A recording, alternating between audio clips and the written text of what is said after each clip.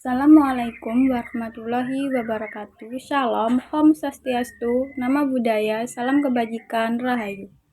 Perkenalkan, nama saya Erina Natalia dari Prodi PPKN dengan NIM 2304010434037. Mata kuliah Filsafat Kewarganegaraan. Simaklah video berikut ini. Dalam artikel Haryat Moko yang berjudul Warga Negara Kompeten versus Oligarki, dalam artikel ini, warga negara kompeten merujuk pada individu yang memiliki kemampuan memahami hak-haknya dan hak-hak orang lain serta mampu mengorganisasi diri untuk memperjuangkan hak-hak tersebut. Mereka juga memiliki kemampuan mengendalikan diri untuk tidak hanya mencari kepentingan diri, tetapi juga untuk menjaga harmoni masyarakat. Warga negara kompeten memiliki rasa empati yang mendorong mereka untuk memahami hak-hak orang lain dan bersedia menunda mengajarkan kepentingan demi kepentingan bersama.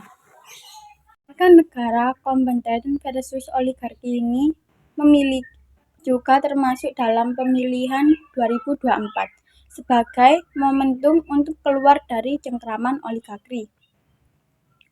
Pemilihan secara bijaksana di Indonesia dan menghindari kekuasaan oligarki. Oligarki dalam konteks politik merujuk pada sistem kekuasaan di mana sekelompok elit memang kendali dan mengendalikan pemerintah. Dalam sistem ini berupa oligarki panglima, oligarki sempit, atau oligarki substantistik, masing-masing dengan ciri khasnya sendiri.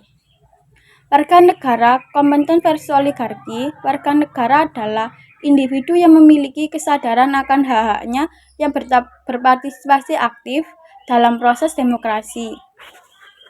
Pemilu tahun 2024 ini di Indonesia memegang peran penting dalam memastikan warga negara dapat memilih secara bijaksana dan menghindari dominasi oligarki.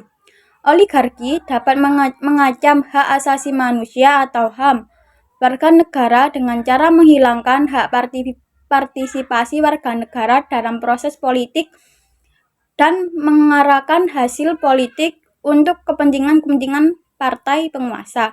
Dengan demikian, pemilu yang transparan dan adil sangat diperlukan untuk memastikan warga negara dapat memilih secara bebas dan tidak dipengaruhi oleh kepentingan oligarki. Pemilu yang bijaksana juga dapat membantu meningkatkan kesadaran warga negara tentang kepentingannya untuk menjaga kebutuhan wilayah, keselamatan bangsa, dan tetap tegak negara kesatuan Republik Indonesia.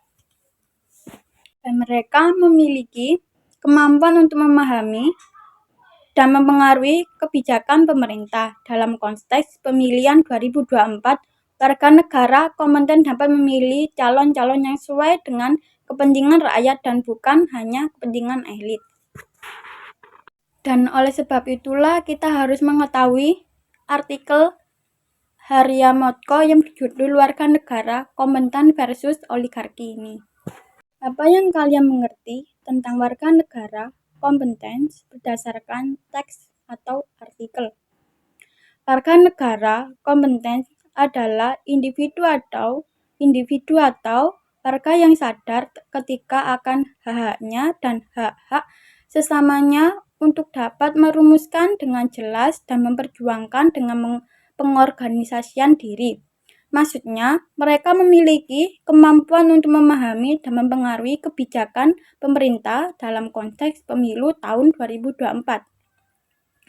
Warga negara kompeten dan dapat memilih calon-calon yang sesuai dengan kepentingan rakyat dan bukan hanya kepentingan elit.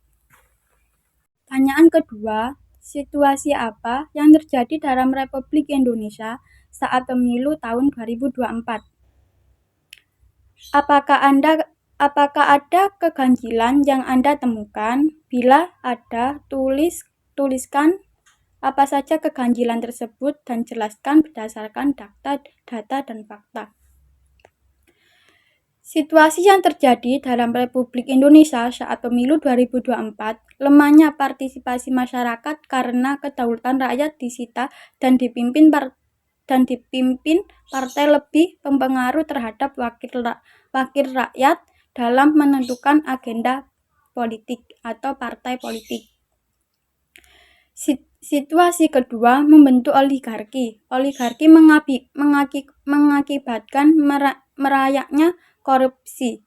Korupsi semakin merajalela. Partisipasi karena korupsi memberi imbalan kepada tiadanya efisien, yang kemudian melemahnya induksi demokrasi akibat oligarki semakin merajalela. Masalah real itu seperti pengangguran, kesenjangan ekonomi, oligarki, pemberantasan korupsi, kartel, elit pendidikan, dan sara atau suku, agama, ras, dan antar golongan masyarakat. Masalah real rakyat dalam bingkai etika politik. Etika politik yang mendidik, meluas lingkup kebesaran, dan mengembangkan instruksi yang lebih adil, mengendalikan ada partai politik yang serius mengurusnya dan menyelesaikan secara politik.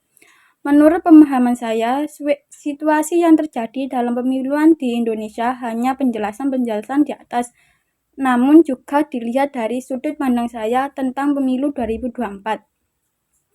Memang banyak kekacauan, salah satunya yaitu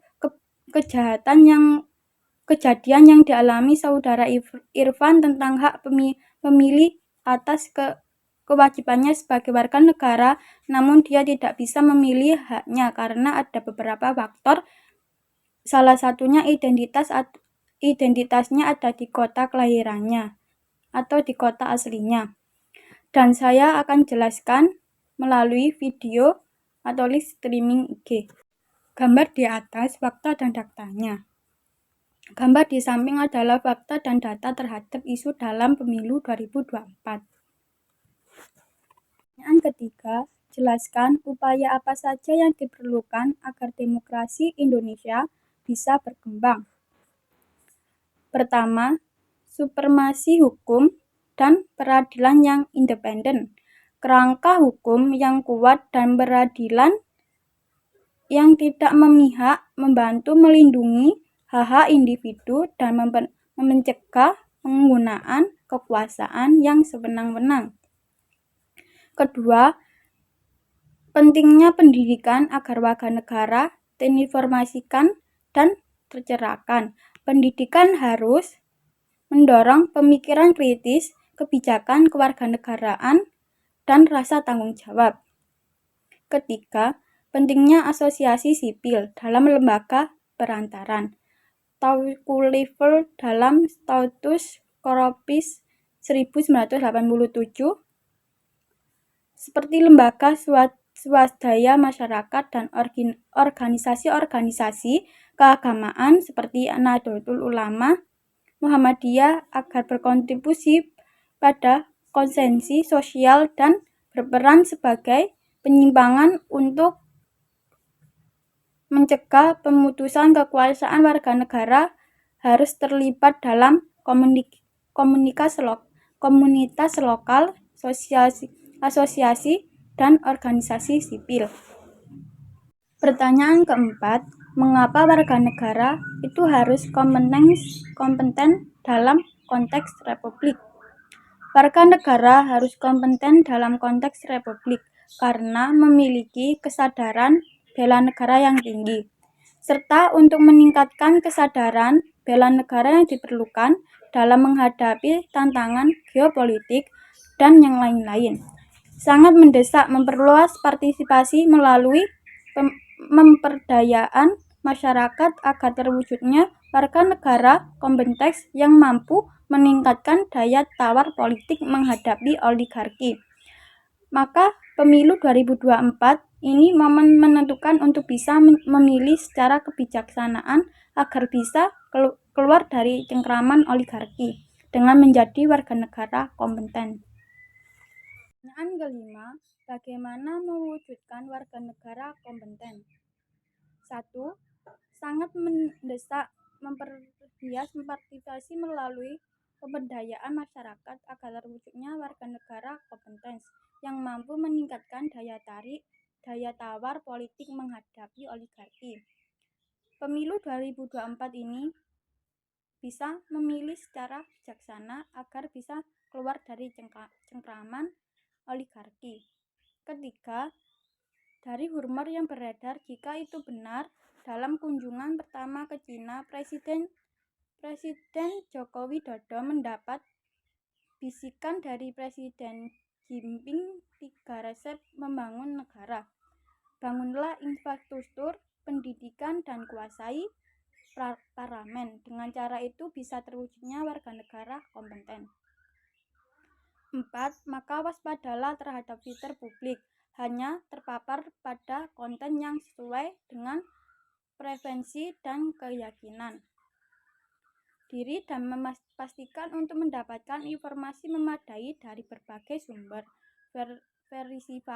Verifisasi informasi dengan sumber yang dapat dipercaya sebelum membuat keputusan.